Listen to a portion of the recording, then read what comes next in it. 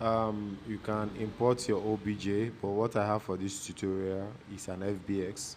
Yes, but I gave you an OBJ for you to download and follow up with this tutorial.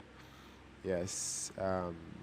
Okay, once you've imported your 3D model, I don't know, I was actually finding this difficult to actually, you know, put at the right position. So I had to use these techniques to just push it to that position. Yeah.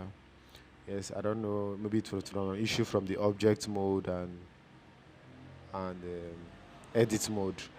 Okay, so let's proceed. The next thing we have to do now is to get in an HDRI environment.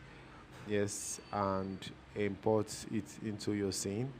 And once you do that, your scene will be lit in a natural way. Yes, there are multiple sites you can get to do that.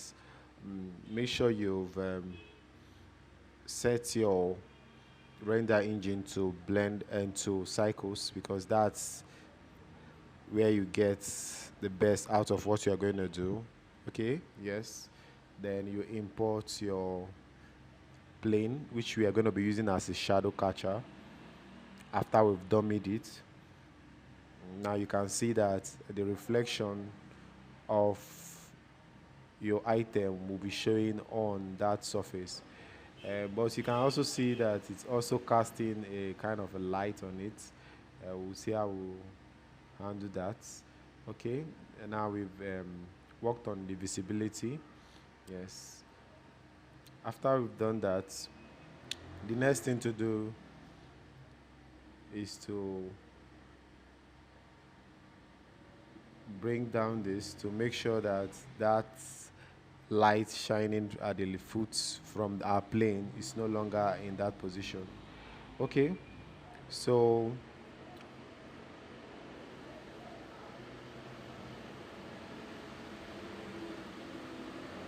now you come to your shading. Make sure that you are the rendered view. Now come to the word. We want to actually rotate the HDRI. You bring forth your mapping, link it up to the vector.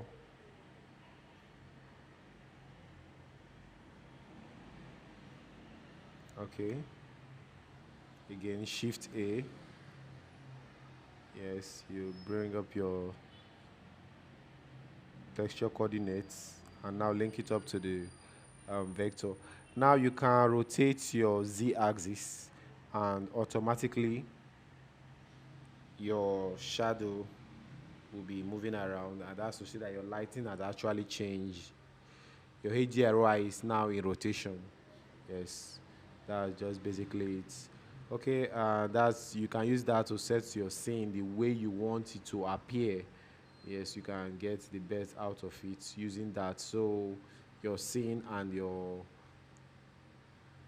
the CG environment will also have a similar look. Okay, now let's make it transparent. Then add camera because we need to render it. Make sure that you are on camera to view so that when you move around, your camera still stays at the position, then you get your scene the way it was shot. Yeah, make sure you have that in place. Then let's do some other checkup. Make sure your resolution is the way you want it to be, your aspect ratio and all that. Yes, your location where you're going to be saving your files. Make sure that everything is in order. Yeah, then make sure you're also on PNG because we are working with transparent background, so you have to make sure you're on PNG. Then after that, you just come and render the animation.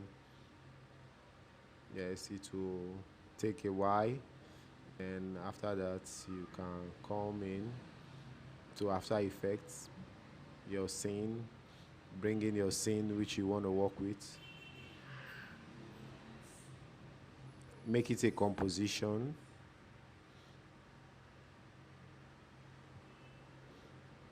Uh, okay, now our scene has been made a composition. That means we can actually, it's actually using the data from our scene to create what we are actually going to be working with. That's the timing and all the rest, and resolution and all that. So we didn't have to create that from scratch. Okay, now motion tracking.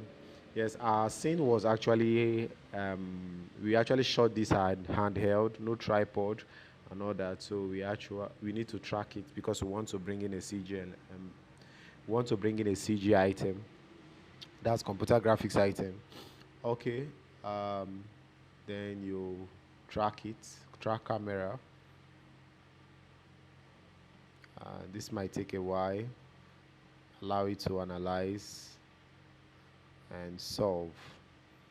Okay, now you see now our scene is tracked. Yes, make sure that your scene has elements to be tracked. Okay, now you can create null and camera. So you can use the information from here to actually position your elements properly. Okay, now let's bring in our PNG file. Make sure the PNG sequence is clicked. I'll bring in our PNG sequence and place it in our scene. Okay, um, and that is basically it. So now what you have to do is to work on the timing and other items to make sure that it's well in place. Actually, I use a different software to actually create this exact PNG, but the process I gave to you can be used due to the render time of cycles. But I've given you all the process in which you can actually use to get this out. Now make it a 3D element. Yes, once you've made it a 3D element, that means it can actually, okay, let me do that again.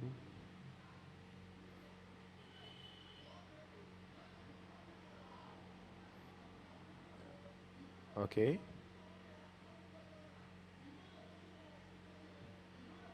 yeah, let me do this again. Okay, now the foot will be placed the way it ought to be. Yes, but there are little sliding issues here and there. Yeah, I later fixed it up in posts and camera movement and all that. Yes, but that's just the basic idea on how this can work. So you can go ahead, from this point, be creative, come up with something, and try to get the best out of all this. And don't just be stereotype.